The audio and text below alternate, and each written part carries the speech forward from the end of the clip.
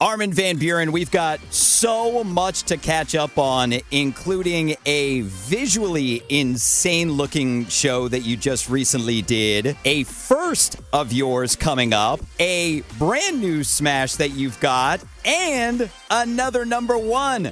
Armin van Buuren, welcome back to America's Dance 30. What's going on, man? Good to see you again.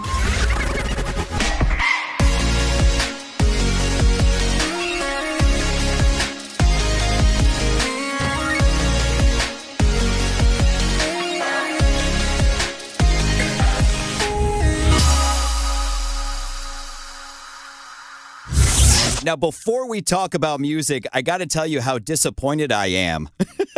So I was in Amsterdam for my first time ever last year for ADE, and I didn't get the chance to stop by the beautiful Armada Studios. Oh, that's sad. Well, there's always a next year, right? You really have to come. I really want to show you around. You're really going to love it. Yeah, I really wish that you would have checked with me first before building it, because it's so far from Amsterdam. Exactly. Yes. Well, next time you're free to use it. If you ever want to make radio in the Netherlands, be my guest. Thank you. I appreciate that. I can't wait to see it. Now, since you are such an icon in the Netherlands, what is it like for you when you're home? Is it like celebrities here in the U.S. in Hollywood? I call myself part-time famous, and that means that when I get to a club or something, then yeah, there'd be tons of fans, but especially in the city where I live. It's a city just south of Amsterdam. It's a place called Leiden. People don't really bother me. Occasionally there may be somebody on the street asking for a picture, but that's just very rare. I love to go out in my own city, go to the market or, buy some new jeans or whatever.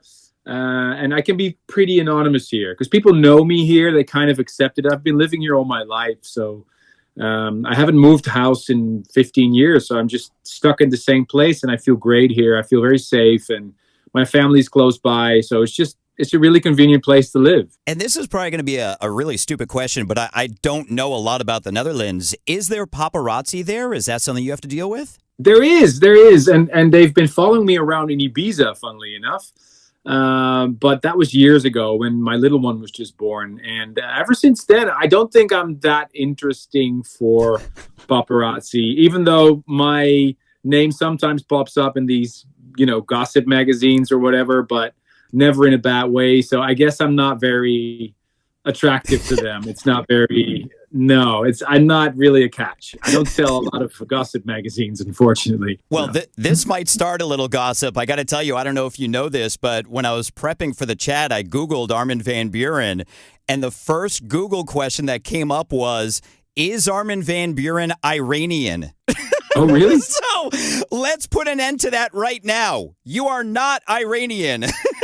I'm not, but apparently Armin is a name that's being used in a lot of Persian countries and Switzerland as well. I don't know. You have to ask my parents why they chose that name, because it's really my own original name. My name is Armin, and I'm glad that they did, because it's a great brand. And speaking of your name, something that I learned for the first time, which I had never known, was that your real name is actually really long. Yeah, that's my dad. He named me after all my grandfathers. So after himself, my grandfather, and my great-grandfather. So that's why. I have no idea why he did that. You should call him and ask him. I have no idea. I'll do that right after we're chatting. Sure. Something else I learned that I didn't know was that I'm actually older than you. Are you? Yeah. Neither of us look our age, but you were born in December. I was born in March of the same year. So make sure to respect your elders, Armin.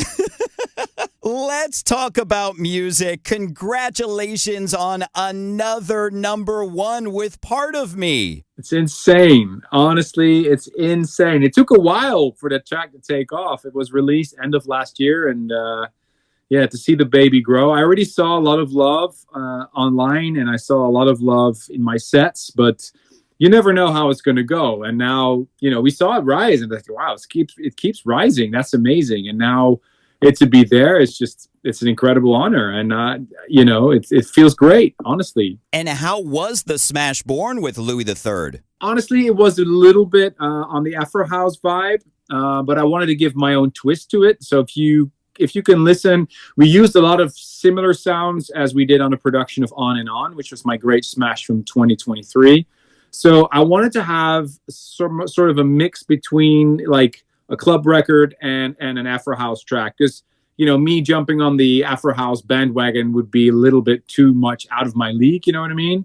And honestly, I don't really know how to produce Afro House, but I'm very much inspired about that sound. I really, really love that sound. I think Afro House sound is just incredible. And it inspired us to write a track that has a similar vibe, yet still has a very Armin van Buuren taste to it. But I got to be honest, it's great having you in Afro House. I mean, you're not the only one. Tiesto did with Tantalizing, now Afrojack and Gregor Salto. So there's a lot going on with the Afro House trend finally. It's great. It's very inspirational, and this is the way I like to be in the studio. I always get inspired by listening to random playlists where I discover so much new music, and it's actually what keeps me going. A lot of people ask me, what inspires you after all these years? And I say, the current music, having 2 radio shows of my own, having to go through all the promos just gives me so much inspiration. And then when I walk into a writing session or a studio session, it's always like, it's very easy. I start playing the songs that I currently really love. And obviously there's a lot of really, really great Afro House tracks last year. And actually I was a little bit afraid that this track would be too late, because, I was afraid that when we would release it, the Afro House hype would already be gone.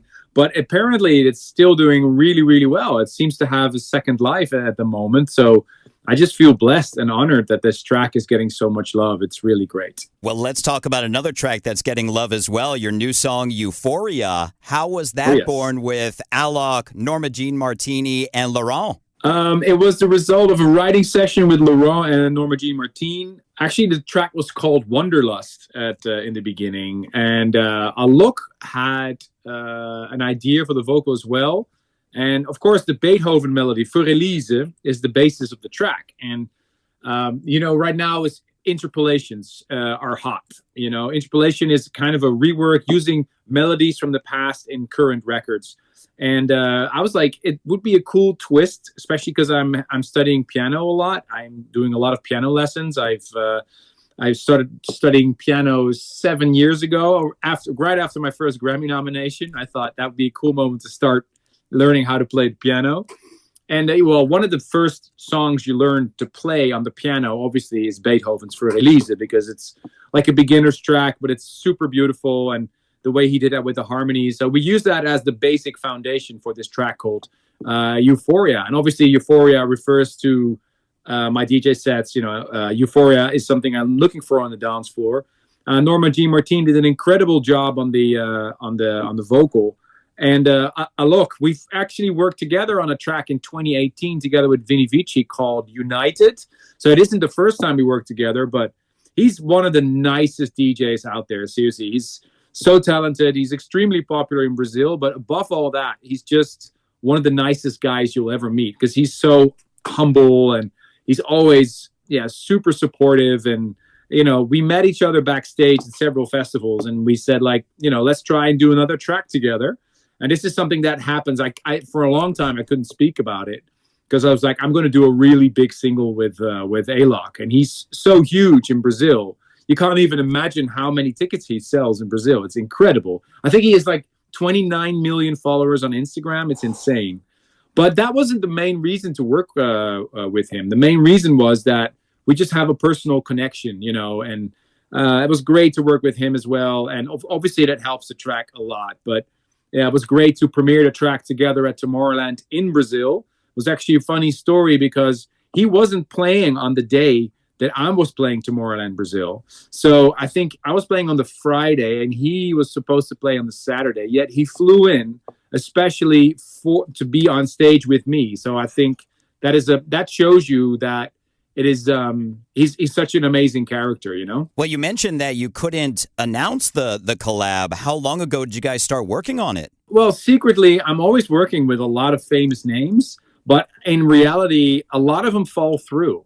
And this is a sad thing, and I don't want to mention anything on air here that I'm working with such and such. And then you're going to be in a few months, you're going to be like, hey, what happened with that collab with such and such? And then it doesn't happen. So the thing I hate the most is disappointing my fans. So I only announce a collaboration after the contracts are signed. It's a bit boring, I know, but that's kind of how the game is played because, I really hate to disappoint people. And I got to be honest with you, I totally feel that, not on that level, but lately we've had a couple of guests on America's Dance 30 that haven't been able to follow through after I've announced it on the show the week prior. And yeah, it's the same thing. It's so frustrating. It happens, it's the music industry. You may have a great vibe with someone in the studio and you may write an amazing song, yet sometimes that track doesn't see the light of day. And it has to do with lawyers. It has to do with, release schedules. And I mean, just as we speak right now, there's another text coming in about a track that I wrote a year ago. And, the girl I worked with doesn't want to stay on the record with her name. So, it's like that. So if I would have mentioned her name to you right now, she would be upset, and I have to take all these, things into account. I don't want to step on any toes and, but honestly, I want to say 7 out of 10 tracks still see the light of day sooner or later anyway. So there's not a lot of stuff that, is still on the shelf. Of course, there's always a few tracks that fall through. But I'm working on a lot of exciting things at the moment. I'm just super happy. I took 2 months off in my DJ schedule. I've never been more fit. I lost weight. I feel great. I have so much new music. I mean, honestly, get ready for a lot of releases in 2025. I'm ready. Well, I can't wait. Now, on songs like that, have situations where they might not come out with the original singer or original producer or whatever, do you revisit those or do you completely shelve them? Well, in my experience, everything that I do always gets used in some way. Some tracks just stay on the shelf for years until they get released, and some get released in a month, and that's really... But you always have to take the rights and the work of other people into account. That's just the way it is. And sometimes it's frustrating. I'm not going to lie. I have a few songs that will never see the light of day that are so incredible. But the name on it was, the label just doesn't give you permission. But again, I'm very lucky to be in this position because most people just say yes and are comfortable with me releasing the songs. Gotcha. Well, congratulations on Part of Me going #1. Congratulations on Euphoria. Thanks, man. Let's talk about this recent show that you did, which was visually amazing, this Pillars of Creation. Not only the LED pillars, but also the 800 drones. How did this show come together? Pillars of Creation is a concept I had in my head for years already. This is one of those ideas, and we never really had the budget nor the place in the diary to test that show out. So what we kind of did is we kind of put everything together the way that we wanted and the way that we envisioned it. We put it in Ras Al Khaimah, which is one of the 7 Emirates in the United Arab Emirates. Dubai and Abu Dhabi are the most known, but there's another one just above Dubai. And it's called Ras Al Khaimah, and they're building a huge casino there now, and that's going to be the new hotspot. So we thought it'd be a super cool idea to do the first big DJ show in Ras Al Khaimah, and then immediately start with the Pillars of Creation concept. And the idea of the concept is I'm standing in the middle of a big circle, surrounded by pillars, and the people are not dancing in front of me like normally at a festival, whatever, but they're around me. So you have a much closer connection to the crowd, which is something I've been testing in recent gigs as well, also in Ibiza and several other stages. And I love having the crowd around me because it gives more of that club feel. I don't really like the God is a DJ kind of thing, that there's a distinction between the DJ and the crowd so much. I like to be that the crowd feels part of the show. So that's the idea of Pillars of Creation. The show is literally around you. And then the drones, of course, add to the LED experience. And it was crazy. There was this one shot. You could see how massive the drones were compared to your guys' area. Yeah, it was crazy. Like, they really went all out. I thought it would just be 200 drones or something, but they went all out. They said oh yeah, we're flying in more drones. And it was quite interesting because they got held up at customs. Because drones are a thing now, especially with the whole Ukraine situation. But no, fortunately they let them through, and we were able to use all the drones in the show. And it was I've never done a show with 800 drones. It was insane, seriously. It looked it. Well, let's talk about another first that you've got coming up. This face-to-face set you're going to be doing with Maddix. When you're doing a set like that, when you're prepping for it, do you have to completely plan it out since you're not going to know what each other is playing? Or is it like a normal back-to-back where it's just going to be on the fly? No, it's going to be a mix between a normal back-to-back and something new, because we're going to face each other. It's like a fight, almost. And that's going to be very interesting because normally I'm able to look on his CDJs and I can look what he's playing. Exactly. Now I can't do that. So we have to figure out a way to mix that. And I don't like back-to-back sets to be completely pre-programmed because it kind of takes away from the specialty of something like that. It's a unique thing.